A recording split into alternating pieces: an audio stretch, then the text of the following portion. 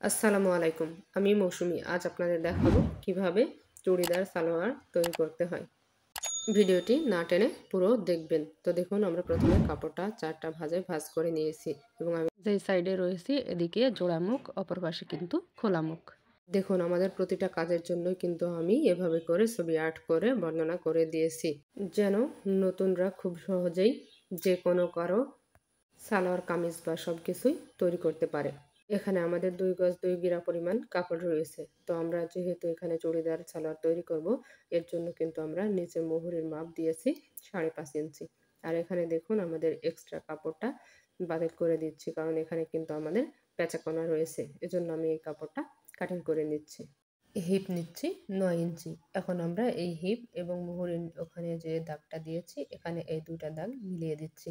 এবার আমরা এর উপরে কাটিং করে নিচ্ছি। মুহুরি এবং হিপ সব সময় কিন্তু বডি অনুযায়ী কাটিং করবেন, এতে কিন্তু সুন্দর ফিনিশিং হবে। আমরা কিন্তু এই বাড়তি কাপড়টা থেকে মাজাটা বের করব। এর জন্য আমরা মাজার লম্বা নিচ্ছি 10 ইঞ্চি। তো এখানে 10 ইঞ্চি নিয়ে আমরা ঝুল নিচ্ছি কিন্তু 8 ইঞ্চি। এই দাগগুলো আমরা মিলিয়ে দিয়ে কাপড়টা কাটিং করে নিচ্ছি। তো দেখুন যার যেমন মাজা হবে সেই অনুযায়ী কিন্তু মাজা থেকে 8 থেকে 10 ইঞ্চি কিন্তু বেশি নিতে হবে, তা নাহলে কিন্তু মাজাটা টাইট হবে। এখন আমরা কিন্তু সেলাই করার জন্য চলে এসেছি। তো দেখুন সেলাই করার জন্য আমরা কিন্তু প্রথমেই মুহুরিটা সেলাই করব। এজন্য একটা ভাঁজ দিয়ে নিচ্ছি। এখানে কিন্তু আমরা 3টা পাশই ভাঁজ দিয়ে নিয়ে একটা ভাঁজের উপরে আরেকটা ভাঁজ দিয়ে কিন্তু সেলাই করছি।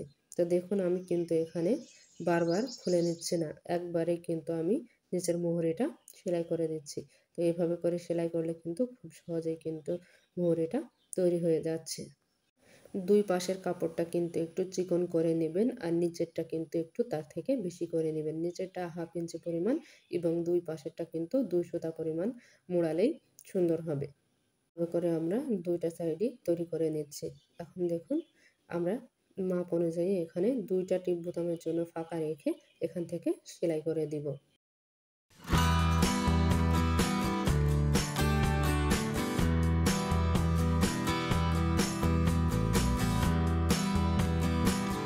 হিপের কাছাকাছি আসার সময় দেখুন এখানে কিন্তু আমরা একটু চিকন করে নিয়ে সেলাই দিব।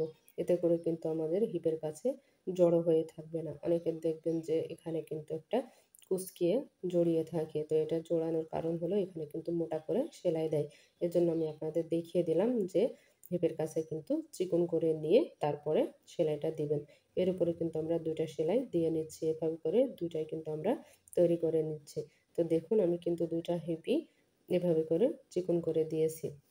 এখন সোজা পিঠের উপর সোজা পিঠ রেখে আমরা হিপ 2টা জোড়া দিয়ে নেব।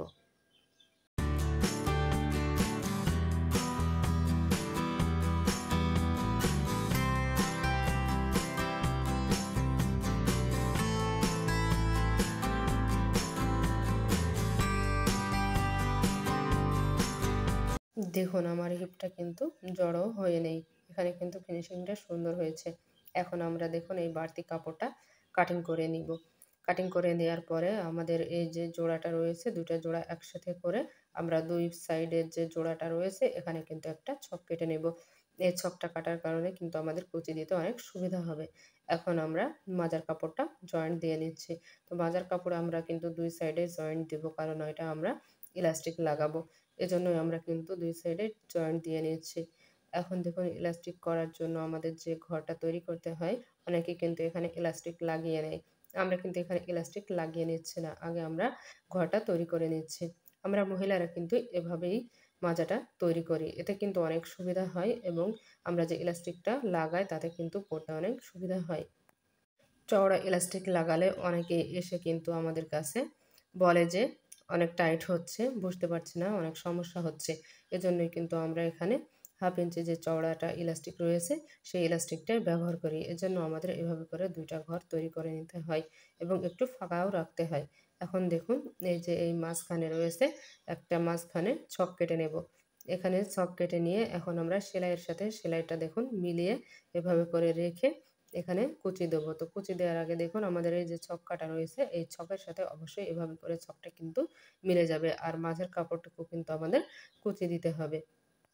আমরা এমনভাবে কুচিটা দেব যেন একদম কুচিটা ওই ছক পর্যন্ত যেন সমান হয়ে থাকে, এভাবে করে কিন্তু আমরা কুচিটা দেবো। এতে করে কিন্তু যেখানে ছক রয়েছে সেই ছকটা ছকের উপরেই পড়বে, আর যেখানে সেলাই রয়েছে সেই সেলাইটা কিন্তু সেই সেলাইয়ের উপরেই পড়বে, এবং আমাদের সালোয়ারটা কিন্তু ফিনিশিংটা অনেক সুন্দর হবে। এভাবে করে দেখুন আমরা পুরো সালোয়ারটা তৈরি করে নিচ্ছি, এবং উপরের দিকে আমরা আরও একটা ডাবল সেলাই দিয়ে নিচ্ছি। এভাবে করে যদি আপনারা চুড়িদার সালোয়ার তৈরি করেন তো খুবই সুন্দর একটা সালোয়ার তৈরি হবে। অনেক কুচি হবে, নিচের দিকেও অনেক কুচি হবে, হিপ জড়ো হয়ে থাকবে না। এবং দেখুন নিচের দিকে এখানে কিন্তু টিপ বোতাম লাগাতে হবে। আজ এ পর্যন্ত, আল্লাহ হাফেজ।